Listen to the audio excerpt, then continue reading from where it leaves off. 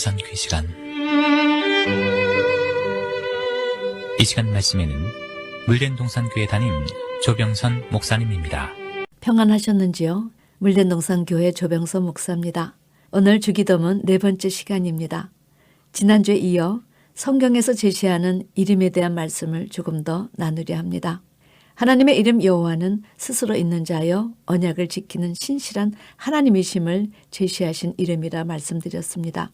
이와 같이 하나님께 사용된 이름은 계시적인 의미를 가지고 있어서 그 이름을 통해서 하나님의 본성과 특성들을 알 수 있게 하셨습니다. 따라서 우리가 하나님의 이름을 안다는 것은 그분 속성의 어떤 측면을 이해하고 경외해야 한다는 의미가 그 안에 숨겨 있는 것입니다. 구약에 나타난 하나님의 이름은 참 다양하지요.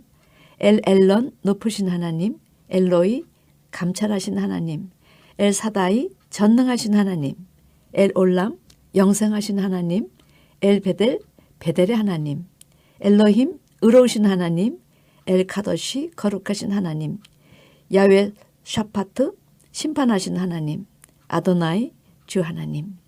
요한은 그 의미가 구원자요, 신약의 아버지 이름으로 오신 독생자 예수도 헬라어로 구원자요. 주님께서 아버지께서 내 이름으로 보내신 성령이라 하셨는데 성령님의 이름도 예수 구원자이십니다. 그렇다면 여러분, 다시 오실 재림의 주님의 이름은 무엇일까요? 궁금하지 않으십니까? 성경은 이 재림의 주의 새 이름도 소개해 주십니다. 다시 심판해 주러 오실 주의 이름을 알면 성경 전체가 좀 풀어지는 그런 느낌이 들지요. 사도 요한은 우리의 궁금증을 계시록 19장에서 그대로 드러내 주셨습니다. 지난주 제가 성경에 제시되는 이름은 그 사람의 존재, 그 사람의 인격, 평판, 신분을 드러내 준다고 말씀드렸습니다. 그러므로 다시 오실 주님의 이름을 통해 십자가 이후 재림의 주의 인격과 존재와 신분과 평판을 다시 한번 확인하고 그에 따라 우리도 그분의 이름 앞에 설 수 있는 새로운 인격과 존재로 그리고 하나님 자녀로서의 평판과 신분에 걸맞는 삶을 준비해야 한다는 것입니다. 계시록 19장 11절에 또 내가 하늘에 열린 것을 보니 보라 백마와 탄 자가 있으니 그 이름은 충신과 진실이라 그가 공의로 심판하여 싸우더라. 여러분, 다시 오실 재림의 주의 첫 번째 이름은 충신과 진실입니다. 이 충신과 진실이라는 이름을 통해서 독생자의 위로 오신 예수님이 얼마큼 하나님 나라를 위해 아버지의 명령에 충성스럽게 순종하셨는지, 그가 제자들에게 말씀을 주실 때면 언제나 내가 진실로 너에게 이르노니 이 말씀을 먼저 하셨는데, 여기서 진실로는 하나님께서 주신 말씀 모두가 참이라는 사실을 증거해 주신 것입니다. 잠언 기자는 진실한 증인은 사람의 생명을 구원하여도 거짓말을 뱉는 사람은 속인다 하였으며, 사도 바울은 에베소서 5장 9절에 빛의 열매는 모든 착함과 의로움과 진실함에 있다 하였습니다. 사도 요한은 요한일서에 자녀들아 우리가 말로 혀로만 사랑하지 말고 오직 행함과 진실함으로 하자 하였지요. 계시록 17장에는 장래 적그리스도를 우두머리로 온 세계 연합국이 어린 양과 싸울 것인데 이 어린 양이 누구신가? 그분은 만주의 주시요 만왕의 왕이심으로 저희를 이기실 것이요 그와 함께 있는 자들 그 부르심을 입고 빼내심 없고 진실한 자들은 이기리로다 기록되어 있습니다. 그렇습니다, 여러분. 주님은 우리의 존재와 인격과 평판을 변화시키기 위해서 이 세상에 오셨습니다. 그리고 지금 촛대 사회를 다니시며 교회를 인도해 오셨습니다. 그 결과 빛의 자녀들이 탄생했고 그들은 주님을 닮아 진실한 자들로 변화받았고 그런 진실한 자들이 이길 것이 예고된 것입니다. 우리 모두 진실된 사람으로 변화받아야 할 확실한 이유가 아니겠습니까? 여러분, 두 번째 재림의 주님의 이름은 13절 또 그가 피 뿌린 옷을 입었는데 그 이름은 하나님의 말씀이라. 성도 여러분, 요한복음 1장 1절 말씀이 생각나지 않습니까? 태초에 말씀이 계시니라. 이 말씀이 하나님과 함께 계셨으니 이 말씀은 곧 하나님이라. 말씀이 육신으로 아버지 이름을 갖고 오신 분이 바로 독생자 예수이셨습니다. 그런데 다시 오실 재림의 주 이름이 하나님 말씀이라 하시니 여러분, 우리는 이 말씀을 어떻게 받아야 할까요? 이는 십자가에서 그리스도의 권세를 완전 회복하신 주님께서 과거의 그 자리로 복귀하셨다는 사실을 제시하신 것 아닐까요? 십자가 이후에 성령께서 왕권을 가지고 오셨다는 이야기와 같은 맥의 말씀이라고 생각이 됩니다.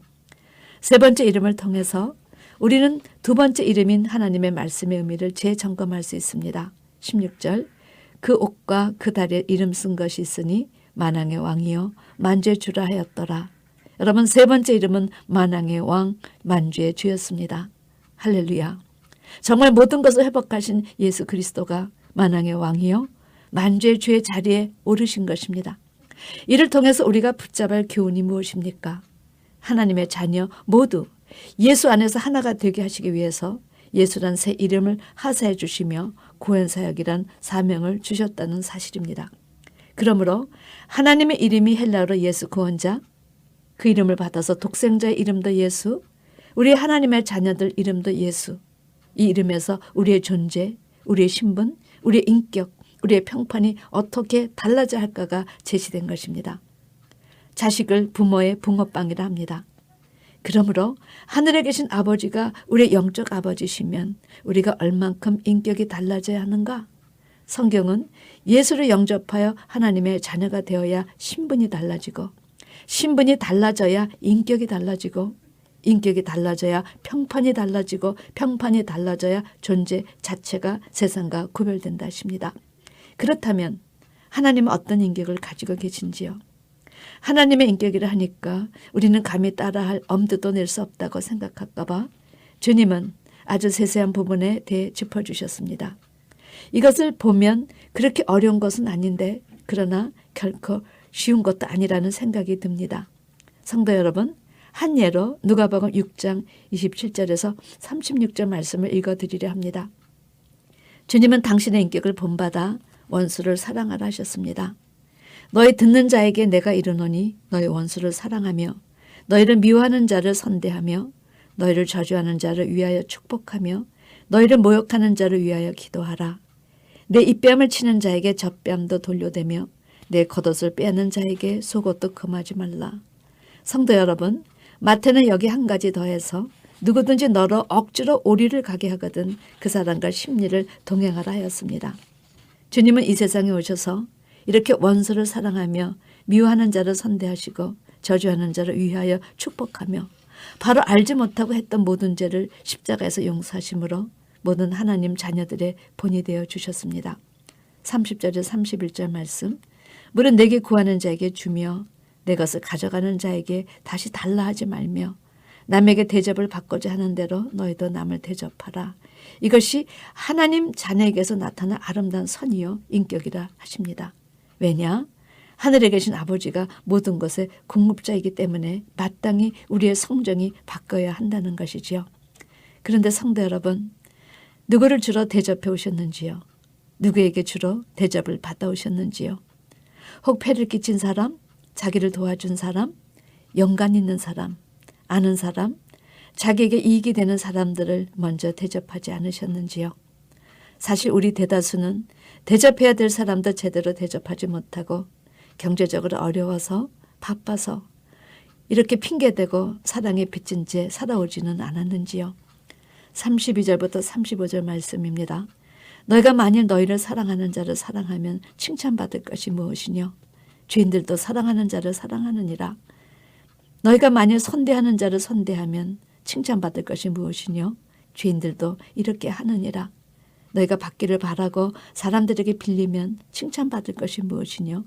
죄인들도 우수히 받고자 하여 죄인에게 빌리느니라. 오직 너희는 원수를 사랑하고 선대하며 아무것도 바라지 말고 빌리라. 그리하면 너희 상이 클 것이요 또 지극히 높으신 이의 아들이 되리니 그는 은혜를 모르는 자와 악한 자에게도 인자로우시니라. 여러분, 주님은 내가 남을 대접할 때 이기적인 대접이 아니라 이타적인 대접, 그 대접이 내게 돌아오지 않는 자들, 그런 자들에게 먼저 하라 하십니다. 사랑하는 사람, 선대할 사람, 이런 사람들을 사랑하고 선대하면 그건 세상 사람들도 한다는 것입니다. 그러니 아무것도 바라지 말고 이타적으로 하라. 그리하면 주께서 다 보고 기억하셔서 상을 주시겠다. 그런데 여러분, 상만 주시지 않고 그렇게 사는 자들을 어떻게 하신다 하십니까? 지극히 높으신 이의 아들이 되리니 이렇게 말씀하십니다. 원수를 사랑하고 나를 미워하는 자들을 선대고 용서하고 사랑하기 쉽지 않습니다. 그러나 하늘에 계신 아버지가 이와 같은 인격을 가지셨으니 자녀라면 이런 인격으로 설라하신 것입니다. 우리가 스스로 어찌 하늘의 하나님의 자녀의 대열에 설 수 있겠습니까? 그런데 이렇게 살면 하늘에 계신 아버지의 자녀가 된다는 것입니다. 이것이 하나님의 자녀들에게 나타나야 할 인격이라 하신 것입니다. 어떻습니까, 여러분? 우리가 지금의 삶의 패턴에서 달라질 분명한 이유가 이 말씀에서 느껴지시지 않으시는지요? 하나님의 자녀가 된다면 원수라 생각했던 사람도 미워했던 사람도 사랑할 수 있다, 선대할 수 있다 생각이 들지 않습니까? 저는 이런 말씀에서 주님의 너무나도 아름다운 인격이 느껴지곤 합니다. 마음의 중심에 진실을 요구하시는 그 마음이 너무나 깊이 느껴지시지 않으시는지요? 36절 끝 구절이 우리 마음속에 메아리쳐 울려야 할 것입니다. 36절 말씀, 너희 아버지의 자비하신 같이 너희도 자비하라. 결국 하늘에 계신 아버지를 닮은 자녀라면 아버지를 닮아 자비한다는 말씀입니다. 하나님께서 당신의 자녀에게 요구하시는 인격은 자비였습니다. 용서하는 것이었습니다. 1만 탈란트 탕감받은 자답게 너희도 자비한 자로 다시 태어나라는 것이지요. 아멘 하시는 여러분과 제가 되기를 바랍니다. 성도 여러분, 우리가 학교에 다닐 때 마지막 한 해를 결산하면서 학교에서 주는 성적표가 있었습니다. 이것처럼 우리의 신앙생활도 마지막 신앙 결산서 평가서가 있다 제시해 주십니다. 그런 의미에서 우리가 받아야 할 성적표는 예수란 새 이름이 아닌지요. 이 이름이야말로 천국행 티켓이자 상급받고 왕권 성도가 되는 모든 비밀이 숨겨진 우리 성도가 소망하고 사모하고 꼭 받아야 할 아름다운 마지막 신앙의 결산표요. 세상에서 보존될 수 있는 유일한 이름이 아니겠습니까? 따라서 종말에 있어서 성도의 신앙의 승패는 예수의 이름표를 이마와 손에 받는가 짐승의 이름표를 받는가로 갈라질 것입니다. 이것으로 이 세상에서 이루어져 가던 하나님 나라에 함께 공존하였던 알곡과 죽정이가 분류될 것입니다. 성경은 알곡과 곡식이 추수 때까지 같이 자라게 두어서 성경은 알곡과 가라지가 추수 때까지 같이 자라게 두어서 그동안 이 세상에서 이루어져 가는 하나님의 나라를 보면서 이거 하나님의 나라가 맞아? 이거 정말 교회 맞아? 저 사람 예수 믿은 지 오래되었는데 왜 하나도 변함이 없어?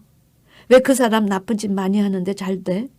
모두들 들뻗들어 있는 자기 눈으로 판단하고 정죄하여 탈도 많고 말도 많았습니다. 그러나 추수 때는 사람의 눈이 아니라 하나님의 눈으로 하나님의 잣대로 이 사람 정말 하나님의 사람인가 아닌가 하나님의 자녀인가 아닌가 마지막 신앙의 결산서에 누구의 인을 받는가에 따라 그동안은 낙원으로 아니면 음부로 그 길을 달리해왔지만 이제 주님 재림하시면 그동안 성경에 제시된 말씀이 성취돼서 짐승의 표를 받으면 짐승에게 속했던 사람이란 낙인으로 이런 사람은 불못에 예수 이름의 표를 받으면 이는 하나님께 속한 사람이란 낙인으로 우리 주님이 소유하시는 백성으로 끝까지 보호하여 주시는 것입니다. 그것뿐만이 아니지요. 주님이 고난의 십자가를 통해서 영광을 얻으신 것처럼 주님이 받으신 모든 영광에 참여할 수 있는 권세, 자격이 주어지게 됩니다.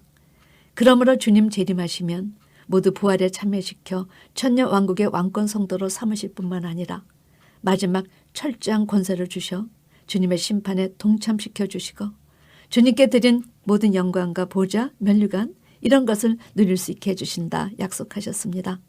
그런데 그 이름을 거룩히 여김을 받으시며 란 고백을 통해서 우리도 그분의 자녀답게 거룩함을 입고 예수 이름의 인을 받아야 하는데 666 짐승의 표를 받으면 그 사람은 신앙의 불합격뿐만 아니라 인생으로서도 영원한 실패자로 불못에 던져지는 심판을 받게 되니 여러분 이것은 완전 끝장이 아니라 영원한 끝장이 되는 것입니다.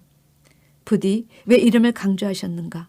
그 이름에 그 사람의 신분과 존재와 인격과 평판이 들어있다는 사실을 기억하시고 예수란 이름의 인격과 평판과 신분과 존재에 맞는 하나님 자녀의 삶을 사는 여러분과 제가 되기를 주님의 이름으로 축원합니다.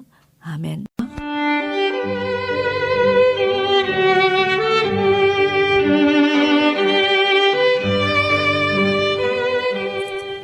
지금까지 말씀에 물된 동산교회 담임 조병선 목사님이었습니다.